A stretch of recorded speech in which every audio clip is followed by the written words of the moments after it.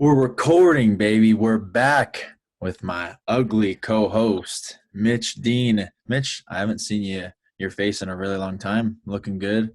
Haven't seen you in a while. God bless. Yeah. I hate being friends with you. Yeah, guys, we're back with another video. We're back. It's been a break. It's been a little bit of a break. It has been. We had our draft with our buddies the other day that we posted. Hope you guys enjoyed. It was pretty funny, and there was a lot of not very many bad picks this year. I was expecting Drew to do something crazy. I mean, Cam Newton in like the six was a little bit, but other than that, there wasn't really too much craziness that happened. There But was no like Royce Freeman in the second round or anything like that. our Antonio Brown in the second never had any of that. Well, I mean, I'll be the first to admit that I took Antonio Brown last year in the second round because he's the greatest fantasy wide receiver that we've seen. So Same with Royce, best running back we've ever yeah, seen. yeah. We've Um, got a quick one today. Yes, bold predictions, fantasy edition. So, Mitch, if you would like to tell them Wait, about this the is wonderful, fantasy edition. This isn't yeah, just NFL season. I'm glad that our communication is pristine. Well, we're gonna mix and match here because I've got a couple fantasy on here That's fine. That's and fine. a couple normal season. I was under the impression we were doing regular season, but I Uh, can go on. I can go on the fly. I've got two. I have two that relate to fantasy, and I've got three for the NFL season. okay. Well, so do you want to tell them about our sponsors real quick before we get into the intro? Well, yeah, because they stay the same, and they've still donated a total of like $1.50. That would be Wild West Marketing, Hoffman Auto Body, and Clean Juice. Yeah, we haven't made any progress there. They're horrible at this sponsor deal. I don't even know if they know they're sponsors, but let's rock.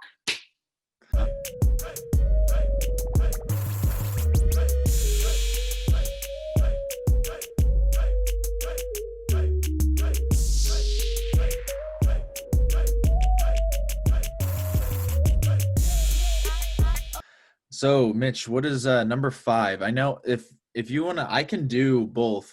By the way, I can throw in some if you would like, just like regular season, if you want. I mean, we can do both. Like I said, it's my bad, but why don't we do, we'll do this because it's a quick one. I'll do my five, and then I'll do a couple for our other podcast too for fantasy, since that one's more fantasy driven. That's fine. Yeah, that's fine. All right. So my bold prediction, we've got five of them, like Kobe said. Some fantasy, some not. But for me, number five bold prediction, 2020 NFL season, New England Patriots will miss the playoffs. I mean, that is pretty bold because they haven't missed it in a while. But I definitely, I think they've won. I think they've made it in 18 straight years. I think it is, and I think this is the year it doesn't happen. They have the hardest schedule in the NFL. They have a quarterback room that's incomplete. They just cut Mohamed Sanu, so wide receiver one is N'Keal Harry. If you haven't heard at practice, he's been hanging out behind the scoreboard because he doesn't want to practice. he has. Yeah, the running back's a question mark with Sony Michel, James White, Damian Harris, who might be out for the year. Defense, they've got everybody on the defensive line, including Belichick, has opted out this year due to COVID. So I'm going to go Patriots miss the playoffs. Hey, That's number five. that's pristine. So mine, since I'm not doing regular season, I'll do fantasy. So we'll kind of just mix and match here. But my number 5 is something I've been beating this drum all off season. I think DeAndre Swift finishes behind Cam Akers, Dobbins, and Antonio Gibson in fantasy. Jonathan Taylor. I mean, yeah, that's kind of like I figured Jonathan Taylor and Clyde were kind of just like givens. Like I don't really need to mention those guys. But I just think that, I mean, he had a great process. Everything that he was doing in college was because he had a really great O-line. I was going to say, yeah, it's easy to run behind a brick wall. Yeah, and when your offensive line averages 350 pounds, I mean, that's pretty easy when you're running through gaps this big. But I just noticed that he wasn't very healthy throughout his college career, and I just think that the Lions don't know what to do without 5 running backs in the backfield. So, and they just signed Antonio Brown. Adrian Peterson, and I heard they're going to run all three: carry on Adrian and DeAndre Swift in the same package. Hey, they're gonna with a pistol with the one in the back, a double running back. But AP's actually playing QB. Yeah, exactly. I don't know. I don't think that he is what everyone thinks he is. I know there's a lot of people that have been banging his drum, and I just am not found too fond of the prospect. So he is not going to beat out Cam Akers, Dobbins, or Antonio Gibson, followed by obviously Jonathan Taylor and Clyde. Yeah, I like it. All right, well, this one I'm going to switch gears here a little bit fantasy, and you guys know me from listening to this podcast. If you don't listen to the podcast, then you know me. I ride and die with my guys. So Sam Darnold's going to lead the AFC East quarterbacks in passing touchdowns, and he's going to be a QB 10 in fantasy football. Oh, QB 10, let's go. I say this for two reasons. I love him to death, and I hope to God it happens. The other thing is they have the second hardest or third hardest schedule in the NFL, so they're going to have to score points one way or another. So they're going to be slinging it. They got a little bit of an improved offensive line. Le'Veon Bell's cut his body fat to 3%. Him and Adam Gase still hate each other, so let's rock there. Frank Gore is probably going to get all the carries because why not give it to a 71-year-old running back? Exactly. But they're going to have to be slinging if they want to win the games. And I saw that this guy on ESPN simulated the 2020 season, and he has the Chiefs losing to the Jets. So if that's any indication to how that's going to go, Sam Darnold's going to win MVP. So let's rock and roll. That's number 4 for me on the bold predictions. I honestly love that. Maybe not QB 10, maybe like 12 in my opinion, but I think Sammy D is way better than any QB in the AFC East, and I don't even honestly think it's close. Love Cam Newton, but he's nothing really compared to Sammy right now, and Josh Allen is nowhere near Sam as a prospect. Josh Allen's a really good player, but he's inaccurate, and don't get me wrong, he puts up fantasy points though because he runs for touchdowns, and their team's also a lot better. But yeah. My number 4, need to pull it up real quick, just back to fantasy. Oh, okay. So, Drew Lock, top 10 quarterback. I know that we just did the same thing, with, I don't know. Are you frozen? Mitch is frozen. Don't know what's going on here. Mitch? I'm gonna pause this. We were on Cam Newton. No, we were on my number 4, which is Drew Lock being a top 10 quarterback. I mean, as much as I would never want to see that happen, because just to piss you off, I think it's a fair take. That offense could be explosive.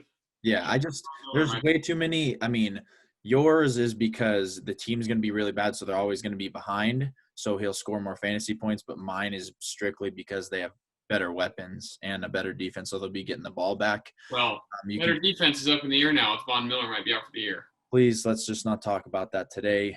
I don't want to hear about it. I actually almost cried because I can already see this season just getting pissed away because of our captain. Maybe that'll induce John Elway to go sign Paxton Lynch again. Put him at the end. No, but for real, Drew Lock, he has just way too many weapons. You guys have heard me talk about him before. I don't need to say anything else, but I just think there was a stat that I saw the other day, or that I was researching, and Nick Foles was under Pat Shurmur as an offensive coordinator in his second year, and he was the QB3 in fantasy. Drew Lock is in his second year with Pat Shurmur. I'm just not that it's like some voodoo shit, but I mean, if Drew Lock wants to be the QB3, I think he's got the weapons to do it, and that is my bold prediction. He's a QB 10. He's being drafted as a QB 26 right now, so that is my 4th bold prediction. All right. My third one is both a fantasy and an NFL kind of deal. I have J.K. Dobbins will take over RB1 duty, and he will finish as, I believe, the 3rd highest fantasy point scorer for rookie running backs. Okay. I think Clyde, and I'm on the edge here, but I think it's going to be it'll go Clyde, Jonathan Taylor, Dobbins, and then Gibson for fantasy points. That's my third one. I think that he's literally a younger and faster Mark Ingram. He's a bowling ball. He's a bully. I'm super high on him. I always have been since the beginning. He was just number 1. I mean, he was a mammoth at Ohio State. Had a good offensive line, and he goes to the Ravens, who is a running back. I mean, that's where you want to go if you're gonna play running back. Yep. And their offensive line is great too. They've got Hall of Famers up front, so that's number 3 for me.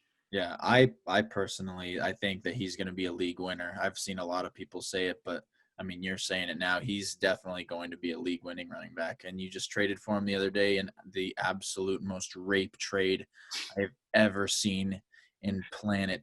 I just don't even get it. But just by the way, everyone, he got Robert Woods and Dobbins and gave up Jonathan Taylor. Just saying It's a that keeper league. ridiculous. But my number 3, I need to pull it up. I think I can just say it out loud, but I just need to make sure that I have it correct. Gardner Minshew and DJ Chark are the new Jameis and Godwin with less interceptions. Okay.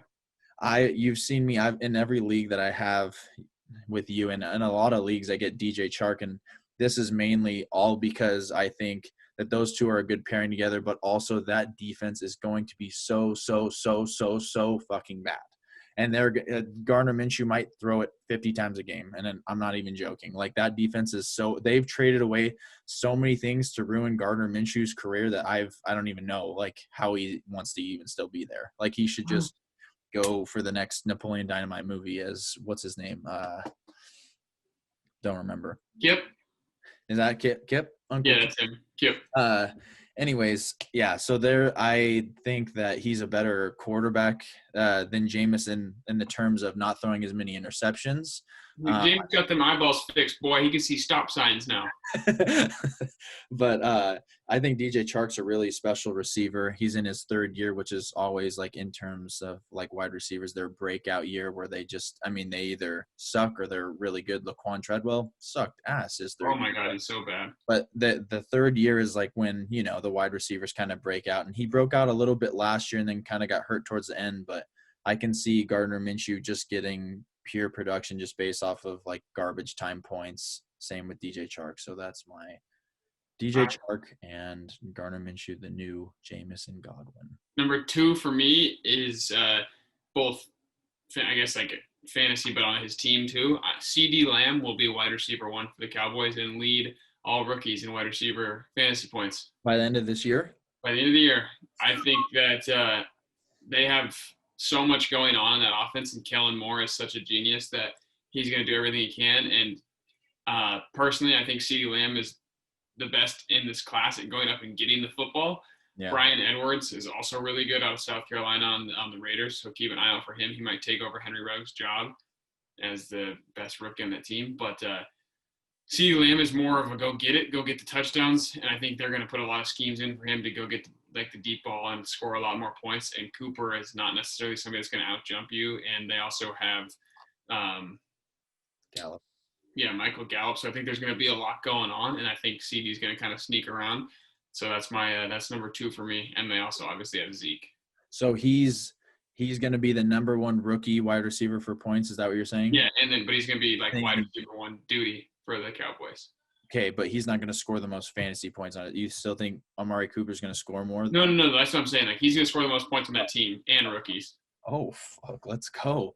Yeah. Number 2. Number 8. My number 1 bold prediction is going to blow everybody out of this water. Okay. So number 2 for me, TJ Hawkinson is going to be a top 5 tight end. Okay, hear me out. We already know Kelsey's going to be over him. Kittle's going to be over him. Mark Andrews. And then Waller or Ertz. Yeah, I feel like I'm missing one. I don't know why. But the number 5 is like up for grabs. I mean, there's guys like Evan Ingram can't stay healthy. Rob Gronkowski, people think, he's not going to be up. He's going to miss at least 3 games this year. We know. What'd you say? Chris Herndon's really good. He was almost going to be one of my bold predictions. But Hawkinson, I think, is in such a great situation with 2 other really good wide receivers that will take a bulk of whatever defense they're playing against. They're just going to go right towards those guys. And Hawkinson had a really good prospect. Yeah. Okay. Yeah. Last year, he scored 24 fantasy points in the first game of the season. Everyone's sucking him off. And then he just gets hurt ass the rest of the year. And he had the number 1 percentage of not drop ball. I don't know how you say that. Least drop passes in college football as a tight end coming out of college. So he's not the 4th overall or the 7th overall pick. Was it 7? 7 or 8? Yeah. 7 or 8. I think it was. It was somewhere at 4 to 8 range. Yeah. Anyway, when you draft a tight end that early, I don't think the Lions are going to bust on 2. What was the first? I think Eric Ebron was the one they drafted. Anyways, I think that he is going to be really special this year because his schedule is super favorable. They're in a division where there's just kind of like a lot of ups and downs with that division. No one really is like a And they throw the powerhouse. ball so much. Yeah, and that defense is just so fucking bad. And like I said, I mean, even if it's garbage time and he's scoring touchdowns in garbage time, I don't care. Finish tight end 5 in fantasy and just prove me right. So Fair enough. All right, number 1 to shock it. Get your britches tight, big boy, because this is coming in hot. I've been high on him. He's in my dark horse for MVP in my notes for Big Guy Sports. Alvin Kamara is going to win MVP. That's my number 1 bold prediction. Here's why. A, he's going to get paid, so he's going to want to be there. B, they want to go to the Super Bowl. It's going to run through him if they want to make it there. C, that division is going to be who can score the most points. Yeah. You have the Bucs, you have the Falcons, and the Saints. Who's going to score the most points? The offense is going to run through him. I could see him going for 2,500 all-purpose yards. No big deal. I think he'd be a 1,000 guy like CMC out of the backfield. That's my bold prediction. I'm high on him. I've drafted him in 2 leagues now. Alvin Kamara is your MVP. All right. I mean, I like it. It's bold. That's what we want on the show. We want bold shit. We want bold. Stand up on your fucking Mitchell Bold Dean. Call it. Bring it home. Fuck Dana White. Number 1 for me. I've been sucking him off all year long. Mr. Cam Akers is going to be a top 12 running back. I have top 15 in my notes, but we're going fucking bold. That motherfucker's going to be an RB1 in fantasy. You've heard all the stats. I don't need to redo anything. He's going to show that Malcolm Brown's a piece of shit. He's going to show that Darrell Henderson's a piece of shit. His offensive line sucks, but that didn't do anything stopping him at Florida State. He can catch the ball. He's got quads the size of my fucking face. Go check out A.J. Dillon. A more athletic A.J. Dillon. Anyways, Todd Gurley showed that he's a good player, obviously, but I think I read this thing about Cam Akers. He's the best, pass blocking running back they've seen too. Yeah, I just think I've done all the research. You can go look at our past videos. I suck him off all the time. He's going to be a top 12 running back. If it's not by week 1, it's definitely going to be by week 17 when they realize that they're in the bottom of the fucking barrel in the hardest division in football. They're just going to fucking feed him the rock, and they won't care if they win or lose because they're already 10 games back of the Seahawks and the 49ers. So that's the Cardinals too. Yeah, and the Cardinals. I think they're going to finish last, but 8-8 or something like that. And I know we're going to say this in the next episode, but the Ravens, they're not going to finish anything less than 14-2, but I have them going 16-0. That's one of the predictions. Nope. All right, that was our bold prediction. We just want to get a quick one out there for you guys. Hope you enjoyed it. We will be back for episode 2, 2-part series tonight, most likely, and we will go over our records. So if that's all, we will see you shortly. See ya.